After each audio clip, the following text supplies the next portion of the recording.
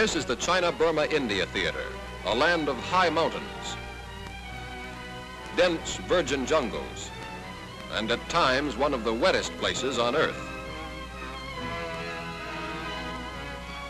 This is the home of the monsoon. Rainfall in this country can make a stream rise a foot in a few hours, make a lake out of a valley, or slide a mountainside down on a road. To get desperately needed war supplies and equipment through, resourceful American engineers in this theater face the challenge of nature at her worst. In the early days of the war, existing roads were impassable most of the year. All supplies, ammunition, and equipment had to be brought up by whatever means were available. Guns and vehicles had to force their way through this forbidding country, often getting bogged down for days. Whenever possible, construction is done on existing roads. New road locations are often decided by air reconnaissance, plus sound engineering judgment. There's no time for a full terrain study in most cases. Since establishing grades in dense jungle is very deceiving, the use of the level and transit is indispensable. Clearing away thick vines and heavy vegetation is a tough job even with the most modern equipment.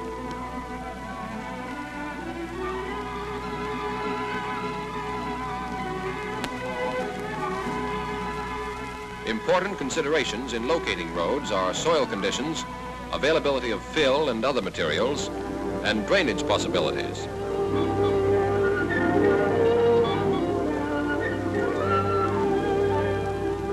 Besides jungle vegetation, hardwood trees must be cleared from the line of construction.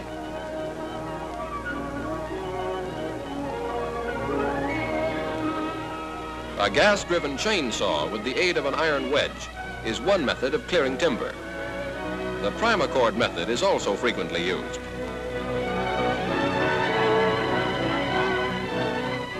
In some places, stumps have to be blown out of the ground.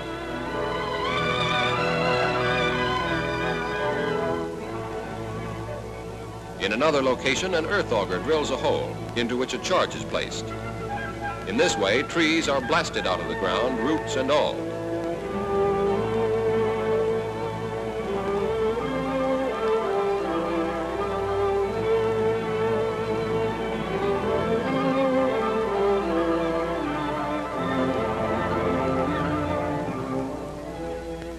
After the surface growths have been cleared, the tough and fibrous underground jungle roots and vines must be drifted off to the side by the dozer. Setting the blade at an angle makes the job easier. Grading presents unusual problems in CBI. This phase of road building means first the removal of 3 to 15 inches of vegetation and other foreign matter. Wherever possible, motorized road graders are used to clear undesirable material. Finally, a strip is cleared through the jungle, where no road existed before. Often the road has to travel across the side of a mountain. A pair of bulldozers make a side hill cut in soft, fine-grained soil. This section needs a revetment to prevent washing or sliding during wet weather.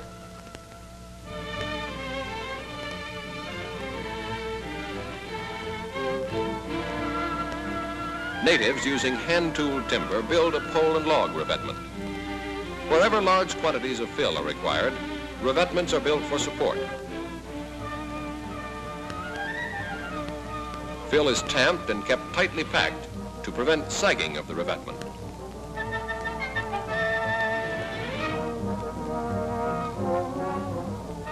Where rock exists, log and rock revetments are used for support. In mountainous sections, grading is often done by hand. Lack of modern equipment is overcome by employing large numbers of natives. Progress is made in spite of primitive methods. Bulldozers and other modern equipment aren't always available, but 1,000 of these natives with their hoes can do the job.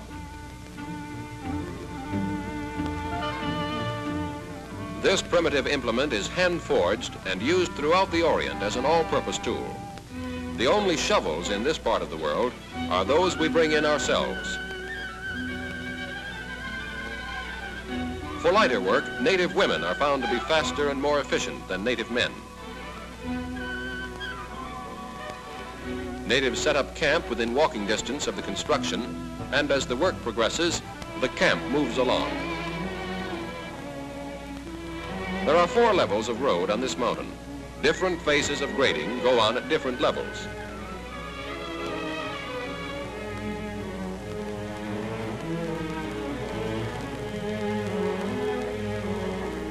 Some sections of terrain are rocky.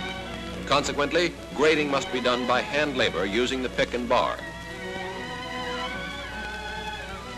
Loose boulders are removed to prevent them from rolling down on the road. Large stones are collected and broken. Important supplies are brought in by every possible means, from the backs of natives to cargo planes. Existing local material is utilized.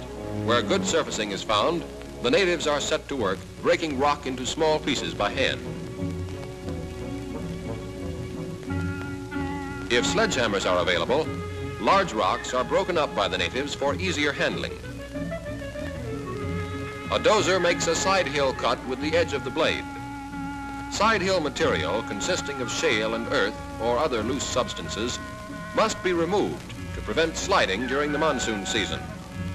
Most old roads are too narrow for heavy traffic. This road is being widened. Natives who show greater capabilities are singled out and given more specialized work. An engineer is showing this native how to use a jackhammer. In this theater, engineers supervise the work. The native is drilling at an angle so that the blasting will have a shear effect on this rock cut.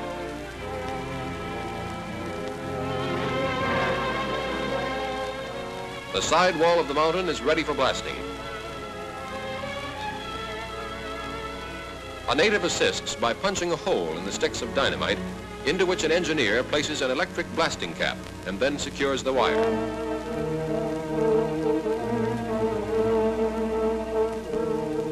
The charge is placed in the hole and pushed in with a shovel handle. Metal is never used for tamping. The detonator is carefully inserted. Moist clay is used to seal up the charge.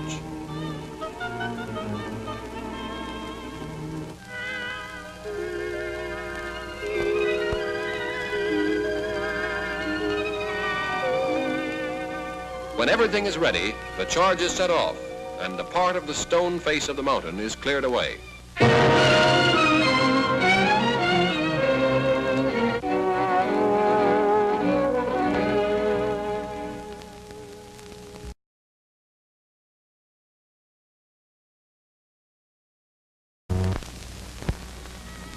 A bulldozer goes to work removing the blasted rock. Natives using bars and bare hands remove large boulders, rolling them over the side of the fill.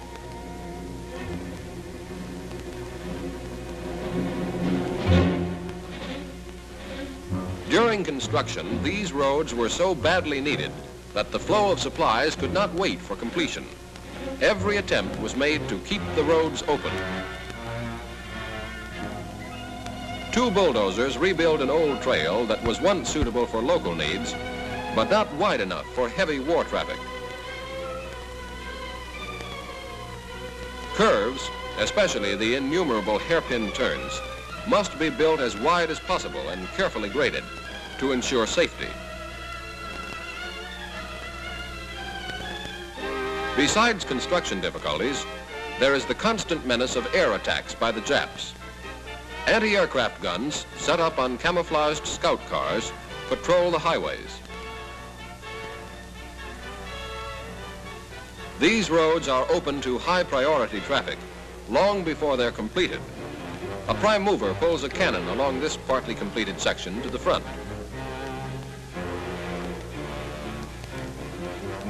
Vehicles damaged or wrecked by enemy action are pushed over the side. Roads are so urgently needed that little attempt is made at salvage until later.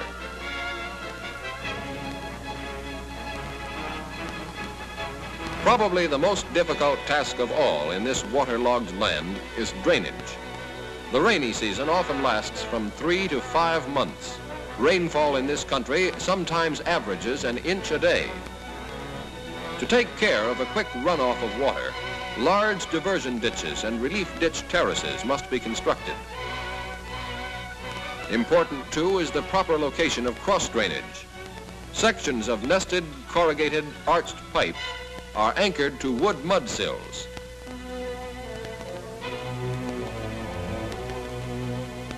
It is frequently necessary to use concrete for the flow line for greater permanency. Sometimes flowing water will wash the bottom and loosen the culverts. After the pipes are laid and backfilled by hand, a bulldozer completes the fill over the culvert.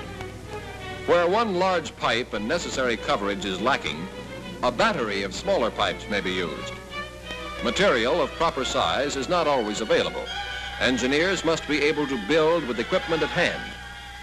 Oil or gas drums with heads removed make suitable culverts. When a large fill is placed over culverts, it is necessary to protect the shoulders with masonry or rock cobble work. Deep ditches are dug in conjunction with a high road crown. The ditches are deeper and larger than usual because of the great amount of rainfall in this country. Culverts are placed at gullies and washes created by heavy rains, and fills constructed with side hill material. Construction material in CBI is generally obtained from sources in the vicinity. Large stones are piled along the path of construction, later to be used in the base course. Frequently, rocks are broken up by hand when machinery is not available for surfacing. Even children are employed when labor is short. Although rock is the most common material for surfacing in this country, proper gradation of gravel is not often found. The rollers are normally pulled by human labor. Traffic over an old road has developed ledges and high spots. This section is being improved by patching.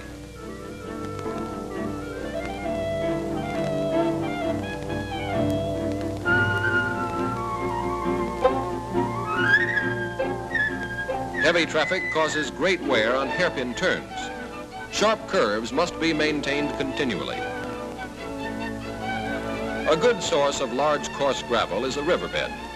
When possible, trucks will drive right down to the river. When special equipment for scooping out the gravel is not available, it is picked up by hand. Native labor again makes up for lack of machinery. Dump trucks carrying coarse gravel to parts of the road where it is needed unload by the tailgate method. Engineers supervise the spreading. This hillside hopper and crusher was built of salvaged material. Engineers in CBI get along with what they have and, when necessary, build their own equipment.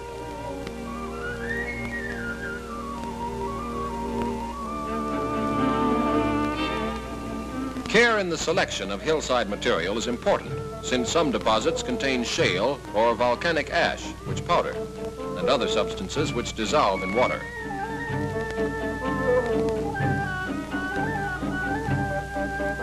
Trucks carry the hillside gravel to the designated part of the road, where it is unloaded by natives and spread by hand. All construction operations are under the supervision of military personnel. Any kind of equipment which falls into our hands is immediately utilized. This old-style stone crusher, captured from the Japanese and renovated, is being put to good use, crushing oversized gravel. Road crowns are held to the correct height so that water will shed properly. This heavy roller being used to compact surfacing material on the road was also captured from the Japs.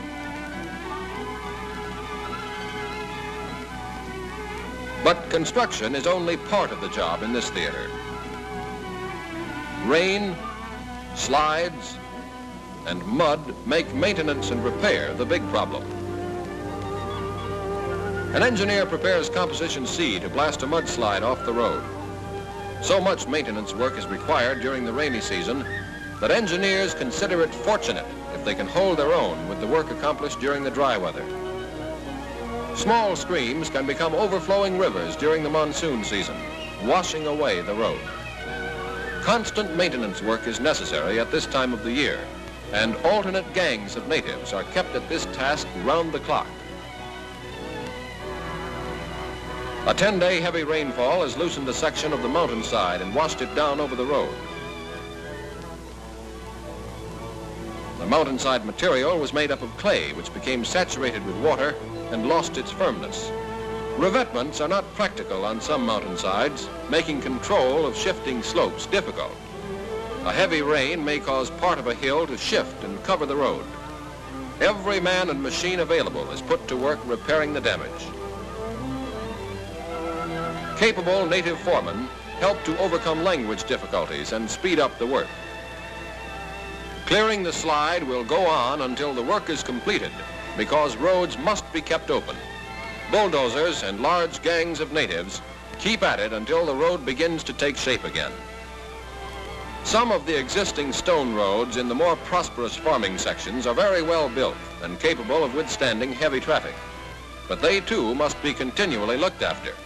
Proper drainage, surface, shape, and crown must be maintained. This is the story of road building in CBI, and construction still is going on. Obstacles that seemed insurmountable are being overcome, often without proper and sufficient equipment. American engineers at their best are beating nature at her worst in carving roads over high mountains and through the densest jungle. In this part of the world, you cannot win a war without good roads. The engineers in the CBI have set a high standard for those who will come after them.